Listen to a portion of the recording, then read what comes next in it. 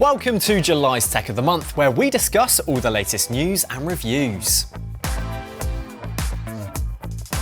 This month, we've seen the first sneak peek of the highly rumoured Shimano 105 12-speed mechanical group set.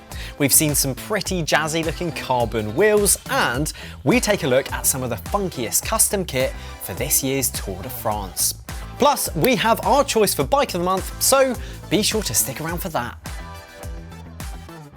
So Sam, let's start off with this new group set from Shimano. What can you tell us about it? So we spotted it at Eurobike and it was on the BLKTEC stand, just in broad daylight, and it was just there. And it does, in some ways, it doesn't actually look too surprising. But then again, I guess maybe it shouldn't have been in the first place. It does borrow a lot of the same parts from the 105 Di2 group set, which makes a lot of sense. So think the same chain set, the same cassette, the same brake calipers. It's the derailleurs and the shifters are the things that have the big change.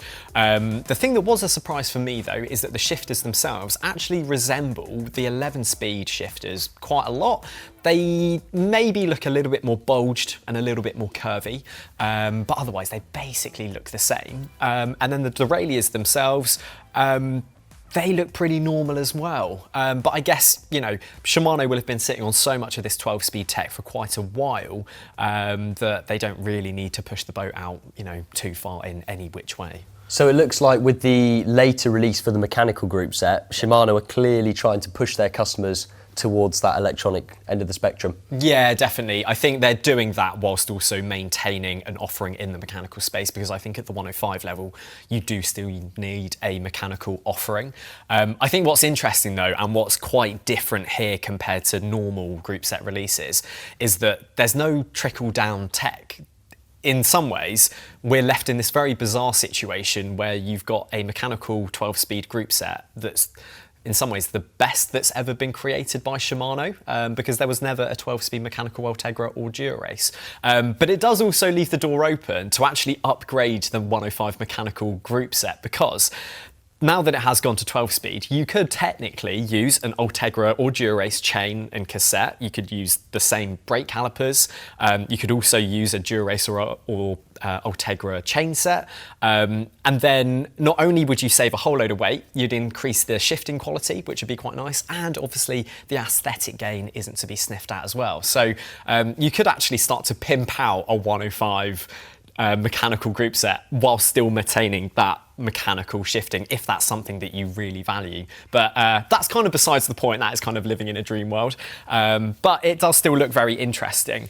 I think what's really nice though is the fact that this new group set will mean that mechanical shifting is still very much at the forefront, and customers for the 105 group set is still very much that keen amateur and people that want to, you know, take their riding pretty seriously. Sure, and for those people as well who don't want to shell out on an electronic group set, it's bound to be better value, isn't it? No, you're absolutely right. However, because this has only been seen in the flesh once at Eurobike, we've had no official word from Shimano yet, so we don't know the weight of the components, we don't know the prices, and we also don't know a release date. However, the fact is, because this was on show in broad daylight, it's fair to assume that the release has got to be pretty soon.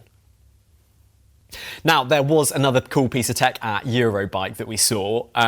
Some pretty weird looking wheels. Joe, tell me about those. Absolutely. So one of the stars of the sort of niche category at Eurobike was the BLKTEC wheels. So the C1D wheels retail for a staggering $4,880. Feature a unique carbon spoke design, and they're 100% carbon as well.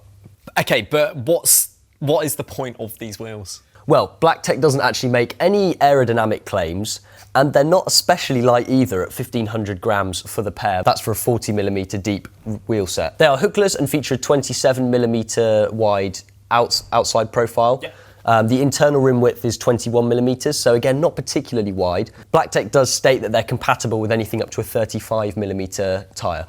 Oh, that's quite interesting actually, because I think if you were to look at like ETRTO standards, they wouldn't necessarily suggest that you put a 35mm wide tyre on in 21mm internal width wheel. So that seems quite that's quite interesting actually. It is at this stage. I mean, we've got no word from BLKTEC on that. Potentially, We'd like to assume that they've done their own internal testing, as I believe MV had as well for their tyres. But yeah, certainly interesting.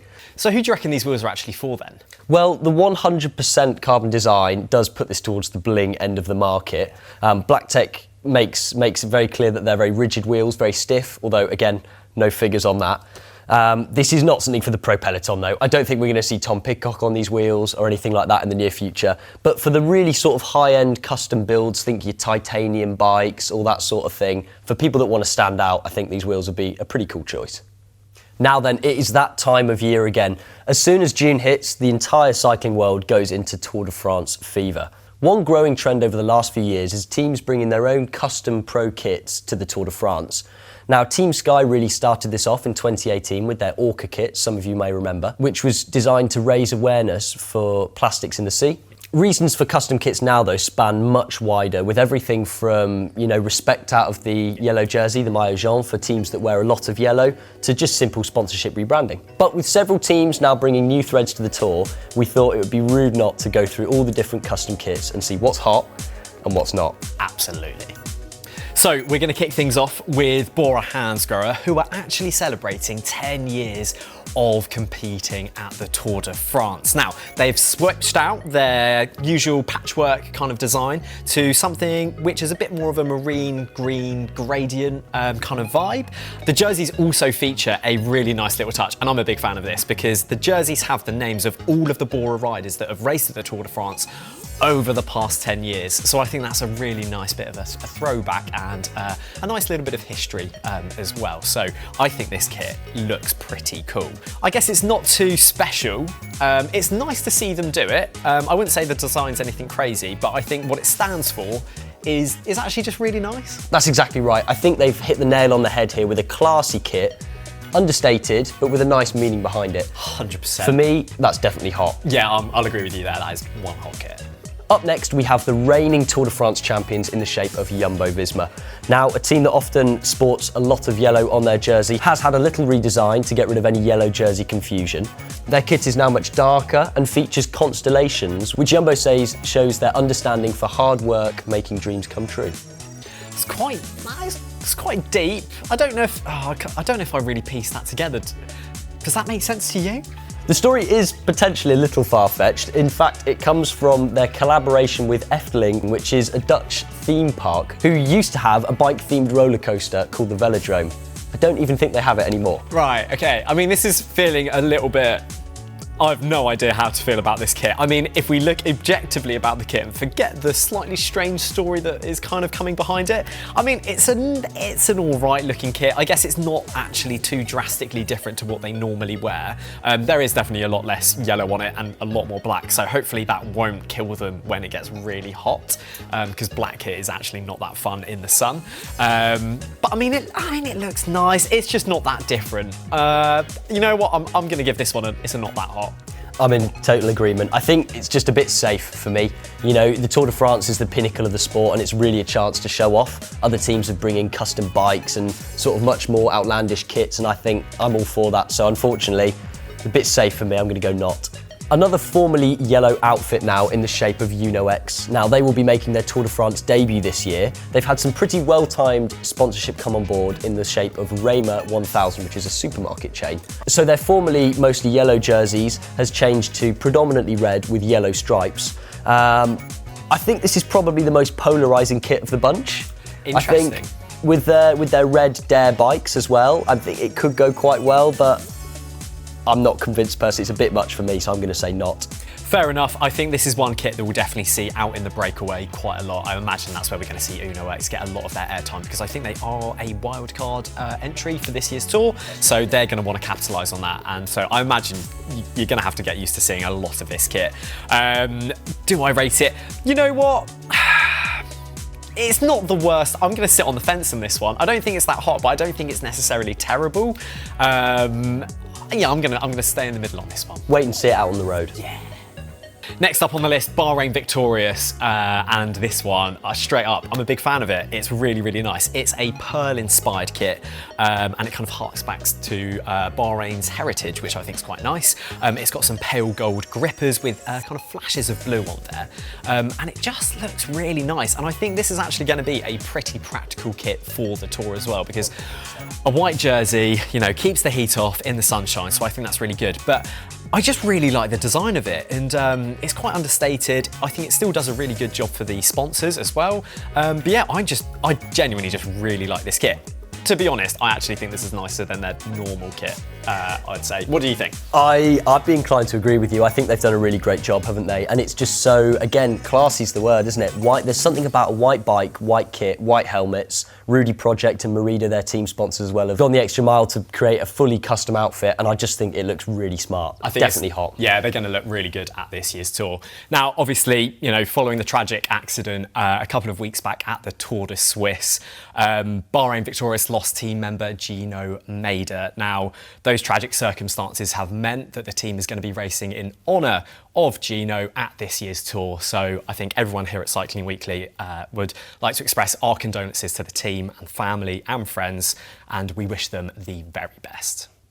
Movistar is up next now, and like Team Sky in 2018, they are looking to raise awareness for the planet. This time, the course is ocean conservation. A few cool things here. The iceberg design is sort of meant to simulate rising sea levels, melting ice caps, which is really nice.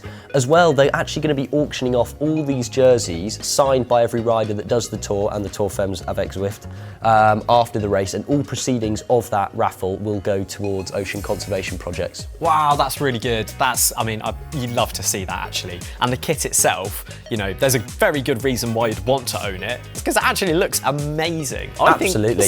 You know what? If Frozone from The Incredibles had cycling kit, this is what he'd wear, and it looks super, super cool. What do you think of it? Absolutely. Another light-themed kit is really nice for the French summers. I think that the likes of Heinrich Mas will be particularly thankful as we get to the high mountains when the sun's on your back, staying cool. For me, this one is absolutely hot. Yeah, me too. This is definitely hot. Lidl Trek up next. So that's a new sponsorship deal for Trek. They've ditched Segafredo and now are with supermarket sponsor Lidl. Pretty nice kit, this one, actually. They've incorporated the colours of the Lidl supermarket really nicely while still matching that sort of Trek red, and I think all round pretty clean. Yeah, pretty bold. I do like the design. I think it looks pretty sweet. So yeah, I'll give this one a hot. What do you reckon? Hot as well. Finally, we have Astana, and they have gone all guns blazing for this kit, and I'm pretty chuffed because that means that Mark Cavendish is going to have some pretty swanky kit to wear for his last ever Tour de France, and hopefully we will see that kit cross the finish line first with his hands in the air. Now, what they've done is actually kind of mirrored the blue marble design that they've got on their bikes, which everybody seems to love, and I do too, to be honest. So you've got a lot of blue in there, and you've actually got some like gold flashes in there as well, which is kind of worked into the marble. So I think this looks amazing. It's very clean, it's very simple, but it's just the fact you've got that pattern across the entirety of the jersey. It just looks great. So for me, definitely 100% hot. What do you think? By all means, I'm definitely in the same camp as you there. The gold flecks as well, nice little touch. I think it's a good nod to the Tour whilst not being sort of too in your face. And yeah, I just can't wait to see that kit come over the line first. Come on, Cav. For this month's Bike of the Month, we have the newly released Look 795 Blade RS. Now again, this bike was launched at Eurobike, and the French brand says that it's made a pretty incremental improvement over the previous model. However, while the changes are still small, they do net a pretty decent gain. Yeah, that's good to see. So what exactly have they changed? So there are a few claims from Look, and they say that the bike is 7% stiffer and 10% lighter, and that's thanks to the use of Look's ultra-high modulus carbon, which is found in 25% of the frame. So that frame is coming in at 890 grams, or so it's claimed, and the fork comes in at 435 grams. So it is pretty respectably light. Full builds, though, are coming in at 7 kilos, and that is with a full Dura-Race group set and the new Karima MCC Evo 32 wheels. So not bad. It's a decent little packet. Yeah, nice. Seems like Look have done a pretty good job of the cycling marketing top trumps there. Stiffness, aero and lightweight all catered for. What's your favourite feature? So weirdly, I think the thing that I really like about this bike is actually the handlebars and the cockpit.